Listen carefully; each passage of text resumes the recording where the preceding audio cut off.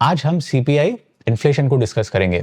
अब आप लोगों ने पढ़ा ही होगा कि पिछले हफ्ते ही ministry of statistics and programme implementation ने सीपीआई का डेटा रिलीज किया अक्टूबर 2025 का, और इसमें इंपॉर्टेंट चीज नोट करने वाली ये है कि अक्टूबर में सीपीआई इन्फ्लेशन सिर्फ 0.25 परसेंटेज पॉइंट से बढ़ा है, और ये करंट सीपीआई सीरीज में, जिसमें बेस ईयर 2011-12 का था, यानी कि पिछले 13 सालों में ये सबसे लोएस्ट फिगर है। अब आप लोगों को लगेगा कि यार सही में क्या इन्फ्लेशन 0.25% से बढ़ रहा है, क्योंकि ऑन ग्राउंड तो हमें लग रहा है कि प्राइस बहुत जल्दी बढ़ रहे हैं, और आप सही है। इसके रीजंस क्या है ये डिटेल में हम इस वीडियो में देखेंगे। अब सबसे पहला रीजन तो क्यों सीपीआई इन्फ्लेशन का जो फिगर है 0.25 परसेंटेज पॉइंट, उसमें हमें ज्यादा रीड करना नहीं चाहिए या कंक्लूड नहीं करना चाहिए इतना अर्ली कि सीपीआई इन्फ्लेशन इतना लो है। इसका रीजन ये है कि ये जो सीपीआई इन्फ्लेशन बढ़ा है उसमें बेस ईयर का बायस है, बेस ईयर इफेक्ट जिसको बोलते हैं वो है। So for instance 0.25 percentage points जो इंक्रीज हुआ है सीपीआई इन्फ्लेशन, वो अक्टूबर 2024 के फिगर पे इंक्रीज हुआ है। अक्टूबर 2024 में सीपीआई इन्फ्लेशन जो है वो हेडलाइन इन्फ्लेशन की मैं बात कर रहा हूं, तो हेडलाइन इन्फ्लेशन जो है अक्टूबर 2024 में वो 6.21 परसेंटेज पॉइंट से बढ़ा था। तो इस बार 6.21 परसेंटेज पॉइंट जो बढ़ा था पिछले साल, उस पे और 0.25% बढ़ा है, तो हाई बेस पे नेचुरली सीपीआई इन्फ्लेशन लो ही दिखेगा। सो फॉर इंस्टेंस अक्टूबर 2024 में आप देखो तो फूड इन्फ्लेशन, सीपीआई इन्फ्लेशन में भी फूड इन्फ्लेशन अगर आप देखो तो ऑलमोस्ट 10.87 यानी कि 11 परसेंटेज पॉइंट से बढ़ा था, जिसमें वेजिटेबल प्राइसेस आप देखो तो ऑलमोस्ट 42 परसेंटेज पॉइंट से बढ़े थे लास्ट ईयर। इस साल अक्टूबर 2025 में आप देखो तो हेडलाइन इन्फ्लेशन तो 0.25 परसेंटेज पॉइंट से बढ़ा है, जिसमें फूड इन्फ्लेशन अगर आप देखो तो वो 5 परसेंटेज पॉइंट से गिरा है। अब पिछले साल रिमेंबर कि बारिश अच्छी हुई थी, लेकिन बहुत सारे क्षेत्रों में फ्लडिंग हुआ था, जिसकी वजह से क्रॉप्स डैमेज हो गए थे। क्रॉप्स डैमेज हो गए थे तो मार्केट में डिमांड तो ज़्यादा थी लेकिन सप्लाई कम था, तो सप्लाई कम होने के कारण जो फूड प्राइसेस थे उस पर अपवर्ड प्रेशर हो गया था और food prices through the roof चले गए थे। इस बार भी बारिश बहुत अच्छी हुई है, almost I think 108% of long term average जितनी बारिश हुई है। तो ये अच्छी बारिश होने के कारण मार्केट में जो फ्रूट्स एंड वेजिटेबल्स का सप्लाई है वो काफ़ी अच्छा हुआ है, जिसकी वजह से इनकी प्राइसेस शार्पली गिरी है। फूड इन्फ्लेशन -5% पे था, जिसमें वेजिटेबल्स के प्राइसेस जो है वो ऑलमोस्ट 28% से गिरे हैं। वेजिटेबल्स में भी अनियन के प्राइसेस अगर आप देखो तो 54% से गिरे हैं। टमाटर के प्राइसेस ऑलमोस्ट 43% से गिरे हैं, और पल्सेस के प्राइसेस ऑलमोस्ट 16% से गिरे हैं। पल्सेस में भी अरहर दाल के प्राइसेस ऑलमोस्ट 30% से गिरे हैं इस साल। तो इस साल जैसे मैंने बताया कि इस साल बारिश अच्छी हुई है, लेकिन फ्लडिंग जो है एक दो क्षेत्रों में हुआ है, जैसे पंजाब में फ्लडिंग हुआ है, लेकिन ओवरऑल जो रेनफॉल का जो पैटर्न था और डिस्ट्रीब्यूशन था वो अच्छा रहा है, जिसकी वजह से रिजर्वॉयर्स भी फुल रहे हैं, और खरीफ क्रॉप यानी कि जो समर क्रॉप्स है उनकी बुवाई अच्छी रही है, उनका हार्वेस्ट भी अच्छा रहा है, और एक्सपेक्टेशन ये है कि रबी क्रॉप, विंटर क्रॉप्स जो है उनका भी हार्वेस्ट अच्छा रहेगा इस साल।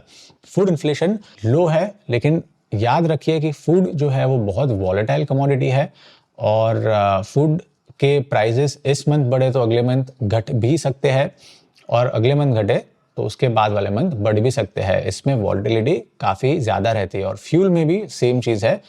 क्रूड ऑयल के प्राइसेस जो है वो इंटरनेशनल प्राइसेस से लिंक्ड है, तो क्रूड के प्राइसेस भी काफ़ी वॉलेटाइल रहते हैं। दूसरा इंपॉर्टेंट पॉइंट नोट करने लायक ये है कि फूड एज ए कैटेगरी का जो ओवरऑल वेटेज है हमारे सीपीआई, करंट सीपीआई बास्केट में, वो है 39%। ये कंबाइंड फूड का वेटेज में बात कर रहा हूँ, कंबाइंड यानी रूरल और अर्बन एरियाज का मिलाकर।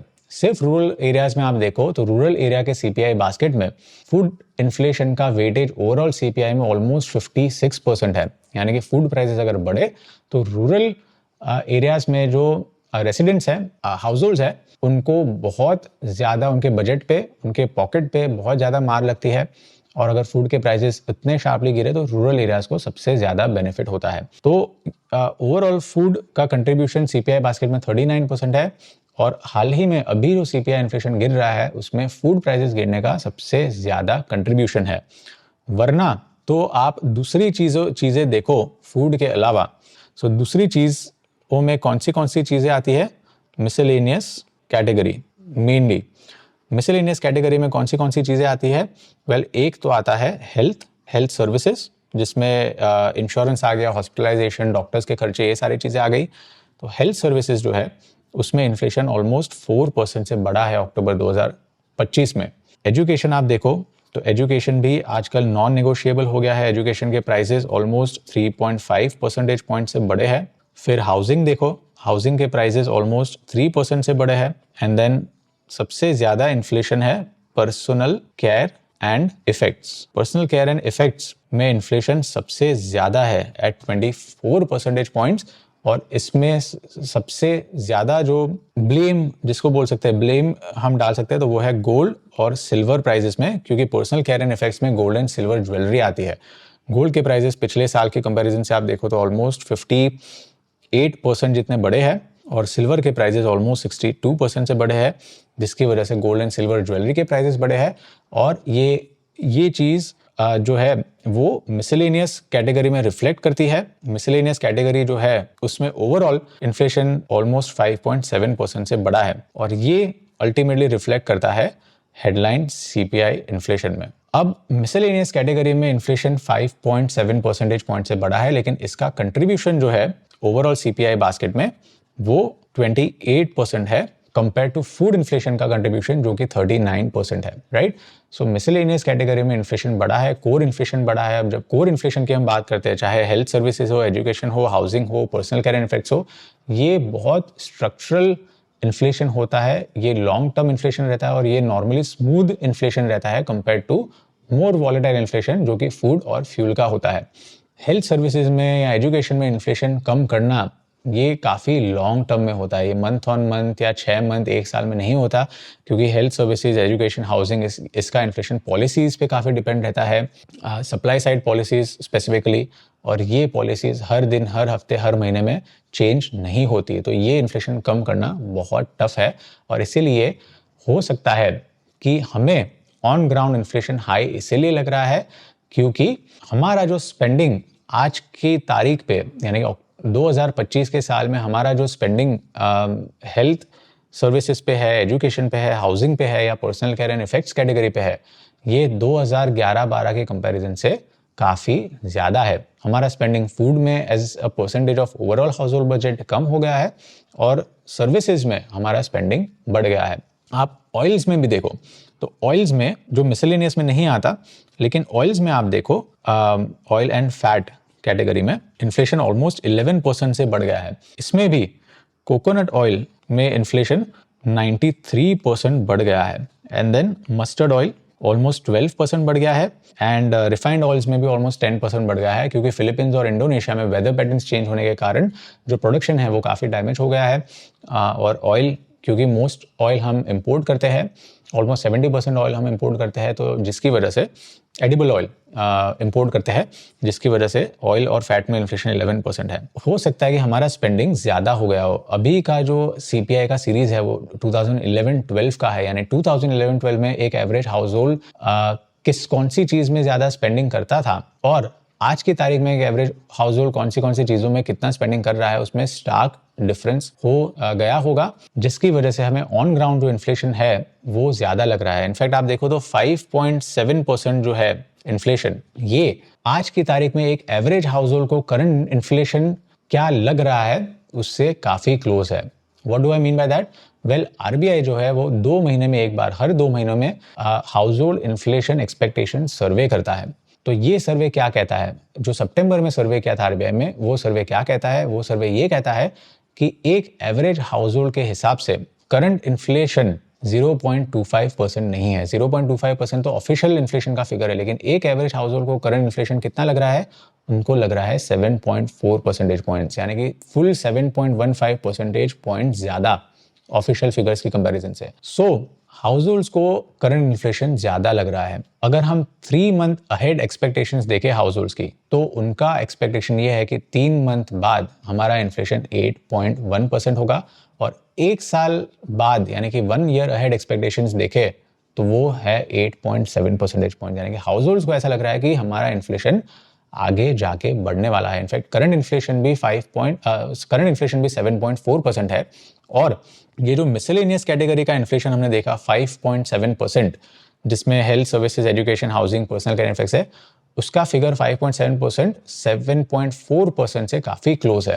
Remember 7.4% house hold inflation expectation survey के हिसाब से हाउस को लग रहा है कि करंट इन्फ्लेशन इतना है, राइट? तो हो सकता है कि हमारा जो CPI का करंट बास्केट है वो काफ़ी आउटडेटेड हो चुका है।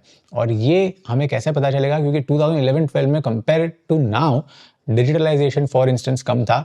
सो एक मैं एग्जांपल आपको बताऊं तो आज की तारीख में हम स्मार्टफोन्स पे ज़्यादा स्पेंडिंग करते हैं, हम डेटा पैक्स पे ज़्यादा स्पेंडिंग करते हैं। इनफैक्ट डेटा की बात करें तो 2011-12 में डेटा कंजम्पशन इंडिया में per capita data consumption less than 1 GB था, अब वो बढ़ के मोर देन 17 GB हो गया है। तो डेटा पैक्स पे हम ज़्यादा स्पेंड करते हैं। OTT सर्विसेज आ गई है अब, तो OTT सर्विसेज के सब्सक्रिप्शन में हम स्पेंड करते हैं। मोबिलिटी पे, ट्रांसपोर्ट मोबिलिटी पे हम स्पेंड करते हैं, जैसे ओला है या उबर है। ये सब खर्चे जो है वो 2011-12 के बास्केट में अकाउंट नहीं होते थे। सिमिलरली अब जब इंडिया कंपेयर टू 2011-12 डेवलप हो रहा है, तो तब हमारा फूड पे ज़्यादा स्पेंडिंग था as a percentage of overall house hold budget. अब जो है रिलेटिवली फूड पे कम स्पेंड और सर्विसेज पे हमारा स्पेंडिंग बढ़ गया है, जैसे हेल्थ है, एजुकेशन है, हाउसिंग है, इन सारी चीज़ों पे। तो इसीलिए हो सकता है कि बिकॉज CPI बास्केट आउटडेटेड है, ऑफिशियल फिगर और ग्राउंड रियलिटी में इतना बड़ा डिसोनेंस है। हालांकि गवर्नमेंट ने प्लान किया है कुछ रिपोर्ट्स के हिसाब से कि अर्ली 2026 में या मिड 2026 में जो CPI का बास्केट है वो रिवाइज हो जाएगा और 2011-12 को हटा के बेस ईयर जो है वो 2024 को कर देंगे। तो CPI बास्केट अपडेट हो जाएगा, तो शायद जो ऑफिशियल फिगर है CPI का वो ग्राउंड रियलिटी से मैच करे। अब इन्फ्लेशन एक्सपेक्टेशंस जो है हाउस होल्ड की, वो ध्यान में रखना जरूरी क्यों है? वेल, एक ऑब्वियस रीजन तो ये है कि अगर ग्राउंड रियलिटी पे लोगों को लगेगा कि इन्फ्लेशन हाई है ऑफिशियल फिगर की कंपैरिजन से, तो फिर ये हाउस होल्ड जो है वो वेज इंक्रीज करने की डिमांड करेंगे अभी से, क्योंकि उनको लग रहा है कि आगे जाके इन्फ्लेशन बढ़ने वाला है। और इनफैक्ट करंट इन्फ्लेशन भी अगर उनको हाई लगा तो वो वेज इंक्रीज की डिमांड करेंगे। जब वो वेज इंक्रीज की डिमांड करेंगे तो कंपनीज क्या करेंगी? कंपनीज अपने प्राइजेस, अपने प्रोडक्ट्स की प्राइजेस जो है वो बढ़ा देगी मार्जिन को मेंटेन करने के लिए, और प्राइजेस बढ़ा देगी तो नेचुरली इन्फ्लेशन जो है वो 3 महीने बाद या 1 साल बाद इन्फ्लेशन एक्सपेक्टेशन 8.7% हो तो भी इन्फ्लेशन अर्ली बढ़ जाएगा, क्योंकि वेज बढ़ेगा, वेज डिमांड मीट करने के लिए कंपनीज प्राइजेस बढ़ाएंगे और इन्फ्लेशन भी अर्ली बढ़ जाएगा। तो इन्फ्लेशन एक्सपेक्टेशंस जो है हाउस होल्ड्स की वो ट्रैक करना इसलिए ज़रूरी है क्योंकि वो डिटरमाइन करेंगे कि इन्फ्लेशन अभी कितना बढ़ सकता है। इन्फ्लेशन एक्सपेक्टेशंस हाई तो इन्फ्लेशन, करंट इन्फ्लेशन हाई होगा। सिमिलरली अगर इन्फ्लेशन एक्सपेक्टेशंस लो तो करंट इन्फ्लेशन लो। अब एक रीज़न तो ये है जो ऐसे हमने डिस्कस किया कि इन्फ्लेशन एक्सपेक्टेशन हाई इसलिए क्योंकि करंट बास्केट जो है CPI का वो आउटडेटेड है। सेकंड रीजन ये भी हो सकता है कि इंडिया में पिछले कुछ दशकों से इन्फ्लेशन हाई रहा है। इनफैक्ट 2009 में आप देखो तो 15% इन्फ्लेशन रहता था। अब जाके धीरे धीरे, क्योंकि 2016 में RBI ने इन्फ्लेशन टारगेटिंग फ्रेमवर्क चूज किया है, जिसको हम इस वीडियो में डिस्कस नहीं करेंगे, लेकिन उसकी वजह से इन्फ्लेशन जो है वो धीरे धीरे लो हो रहा है। इन्फ्लेशन एक्सपेक्टेशंस अगर हाई रही तो अभी का इन्फ्लेशन तो बढ़ेगा, लेकिन उसका दूसरा भी एक इम्पैक्ट है। वो क्या है कि कॉस्ट ऑफ कैपिटल जो है, यानी कि इंटरेस्ट रेट्स जो है इंडिया में, वो बढ़ सकती है। RBI ने रेपो रेट जो है वो फरवरी से अगस्त तक 1 परसेंटेज पॉइंट से घटाई है। 6.5% थी पहले, वो घटाकर 5.5% कर दी है। लेकिन अगर हम गवर्नमेंट बॉन्ड यील्ड्स देखें या ट्रेजरी बिल के यील्ड्स देखें तो वो जुलाई से अभी तक बढ़ रहे। सो फॉर इंस्टेंस गवर्नमेंट की treasury bill, 6 month treasury bill अगर हम देखें, 6 मंथ ट्रेजरी बिल, तो वो जुलाई में ऑलमोस्ट 5.36% था, और अभी देखो अक्टूबर में तो वो बढ़ के 5.54% हो गया है। अब अगर RBI ने इंटरेस्ट रेट घटाए हैं तो ट्रेजरी बिल यील्ड जो है वो भी घटना चाहिए था, लेकिन वो तो बढ़ा है। Similarly 10 year government bond yield अगर आप देखो इंडिया का, तो वो जुलाई में 6.3 परसेंटेज पॉइंट्स था, और अक्टूबर में आप देखो आज की तारीख के हिसाब से तो 6.53% है। तो 10 ईयर बॉन्ड यील्ड भी बढ़ा है। और ये क्यों बढ़ा है? क्योंकि अगर हाउस होल्ड्स को ये होगा कि आज इन्फ्लेशन ज़्यादा है, 3 मंथ बाद उससे भी ज़्यादा होने वाला है और 1 ईयर बाद इससे भी ज़्यादा होने वाला है, तो फिर हाउस होल्ड्स और बैंक्स या कोई भी लेंडर्स हो, वो लोग क्या करेंगे, वो लोग अपने रिटर्न्स प्रोटेक्ट करने के लिए वो लोग लोन्स पे इंटरेस्ट रेट ज़्यादा डिमांड करेंगे। जब वो लोग ज़्यादा डिमांड करेंगे लोन्स पे इंटरेस्ट रेट, तो ओवरऑल इंटरेस्ट रेट्स इकोनॉमी में जो है उन पे अपवर्ड प्रेशर जाएगा, क्योंकि उनको अपने रिटर्न्स जो है, इन्फ्लेशन एडजस्टेड रिटर्न्स, उनको प्रोटेक्ट करना है। तो इसका इम्पैक्ट क्या होगा कि इंडिया में जो कॉस्ट ऑफ कैपिटल है, इवन दो सेंट्रल बैंक को रिड्यूस करनी है, लेकिन बिकॉज इन्फ्लेशन एक्सपेक्टेशन हाई है, तो कॉस्ट ऑफ कैपिटल पे अपवर्ड प्रेशर जाएगा। कॉस्ट ऑफ कैपिटल बढ़ेगा तो कंपनीज की बोरोइंग कॉस्ट बढ़ेगी, उनके इंटरेस्ट एक्सपेंसेस बढ़ेंगे। कॉस्ट ऑफ कैपिटल बढ़ेगा तो उनके वैल्यूएशंस भी गिरेंगे। तो बहुत सारे इश्यूज खड़े हो जाते हैं अगर हाउस होल्ड्स को लगेगा कि इन्फ्लेशन आगे जाके बढ़ने वाला है। तो इन्फ्लेशन मैनेज करना आरबीआई के लिए, इन्फ्लेशन एक्सपेक्टेशंस को मैनेज करना आरबीआई के लिए बहुत ज़रूरी हो जाता है। तो ये सारे डायनामिक्स है करंट सीपीआई के। अक्टूबर में जो सीपीआई इतना रिकॉर्ड लो हुआ है 0.25%, उसमें बहुत सारे न्यूएंसेस है जो इस वीडियो में हमने डिस्कस किए। तो आई होप ये वीडियो में अच्छी इंसाइट्स मिली हो आपको। मिलते हैं अगले हफ्ते, तब तक के लिए हैव अ गुड वीक।